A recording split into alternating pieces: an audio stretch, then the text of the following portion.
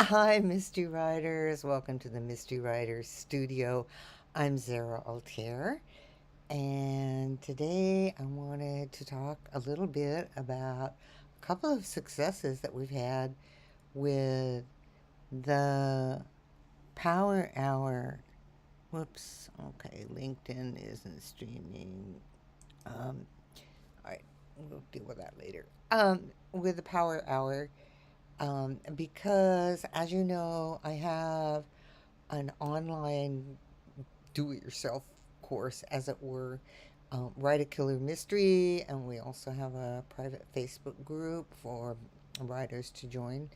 And I also, if you want more help, have coaching for writers. But today I wanted to focus on the Power Hour, and that's really just a 1 hour consulting where writers are stuck, don't know where to go next, can't figure out what's going on, or something like that. And we get that fixed in an hour. And I wanted to give you two recent examples. Okay, first was somebody who's brand new to writing, writing their very first mystery, writing their very first novel. So, and and and so they sent me the first chapter and they wanted some feedbacks. Like, before I get going with any more, um, what should I do next? What should I do in what should I do in this, right? um, I read the chapter, wasn't that long, and the first thing that I noticed is so very, very common with first time writers, and I've talked about it before, and that is, where are we? Like, the writer knows, they have it all in their head and they're writing about this and that and they're getting some details in. But as a reader, we have no idea. Are we at the North Pole? Are we in the tropics? Are we on the west coast of the United States, the east coast? There's some mountains, but what mountains are they? So, one of your first jobs as a writer is to get whatever you're seeing in your head out so the reader can find you. So, I call this grounding the reader, and it's really important right at the beginning, um, because a lot of times when you tell the reader where they are, they have an emotional attachment to that place, and they're like, oh boy, this is a story about Southern California beaches or whatever it is. And they're like, I really want to read this story. So people do, they care about settings. So in this particular case, the protagonist was looking at the mountains, but we didn't know where the mountains were. All right. And actually, all it took was one paragraph. We talked about it, and all it took was one paragraph to actually isolate where this story takes place and this fictional town in the story, um, and to create that setting and give that reader a sense of place. And then we also talked a little bit about some editing details like repetitive phrases, and we all have them. Actually, I was talking to another author, and she was telling me each new book, she has this repetitive set of words or phrases, and they're different than the last book. It's just that this time in her writing career, these are the words or phrases that keep coming up. So I pointed those out, and those are so easy to fix. You just use the search feature in your writing program and find all the instances of that word. And usually, um, these words were in this case special and always. And uh, when you're searching for those words, you just in each instance want to find a more specific descriptive to add to your story, make it detailed and focused, and actually you're going to evoke more emotion from your reader. Now, this is a hard part. There is a hard part of helping writers with their stories, and that is when you have some uncomfortable news to deliver. And I really don't like doing that. I just love encouraging writers to do what they do. But the hardest part for me in this instance was telling the author I didn't like the protagonist. I knew she was smart and caring, but in the manuscript she called everyone my dear, from complete strangers to her good friends. Everyone was my dear. And plus, she had a tendency, once again, with strangers or people she knew, to pat their shoulder or their hand. And I was like, ew, icky, icky.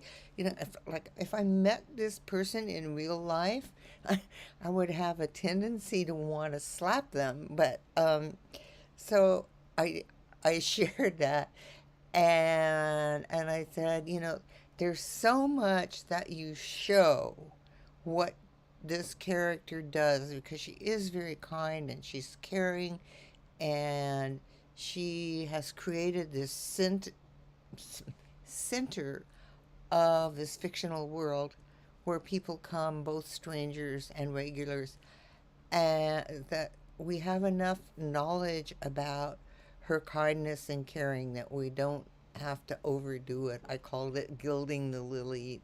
She doesn't have to call everyone my dear. So if she has a special working relationship with one person, that might be appropriate, where she's talking to this woman and she says my dear. But calling everybody my dear isn't really a differentiator. All right, so we got over that, or I got over my fear of delivering uncomfortable news, and actually the writer agreed with me. So, and in fact, we're going to be working on the novel together as it progresses. Okay, then the second instance was a writer. She sent me nothing, but she told me how she was struggling. And that was, um, she was struggling with subplots. In other words, she knew that she needed to close off those subplot threads before she got to the final climax where the protagonist and the antagonist meet, blah, blah, blah, blah. Um, but she said, oh, it's just awful. I'm spending all this time explaining how these two people in this subplot, brought it to a conclusion, and then these two people in this subplot brought that to a conclusion, and then this third person who had a subplot about blah, blah, blah was bringing that to conclusion. And she said, their narratives, I describe everything that happens, and it's really, really, really, really boring. And so it slows down the story. And just so you know, this is actually one of the ways that you can get your middle to sag, is providing all that extra detail for closing a subplot. So I said, well, let's just step back and look at how these subplots, they're subplots, not the main plot, how these subplots relate to the main mystery plot of the story, and how they relate to the protagonist, the heroine. How do these characters affect your heroine?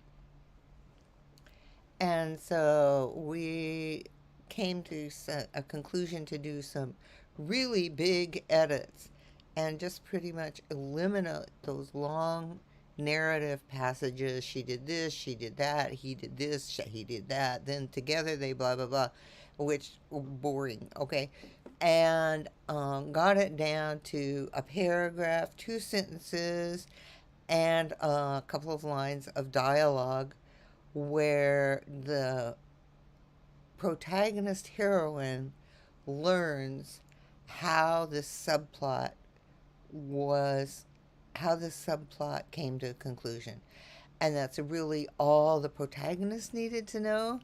and all the reader needed to know. And in that process of eliminating those big narratives and getting it down to the information that the protagonist needs, we smoothed up the story, cleaned it up, and made it a much more readable, fast-paced story. Her stories tend toward being thrillers, so she wants them to be fast-paced, and and we got that taken care of, and that was all actually in less than an hour. We figured that out.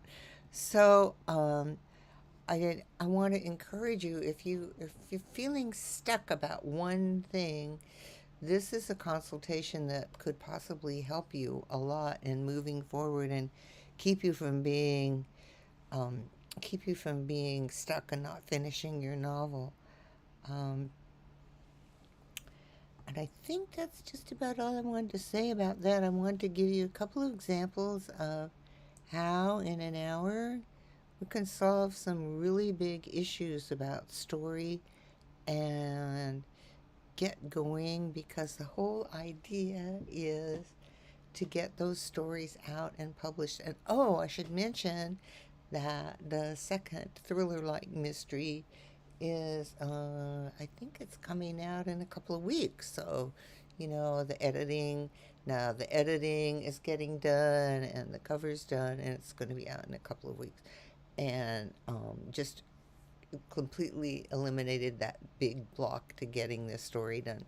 So give it a thought if you have one thing that's really irritating you and you don't know what to do.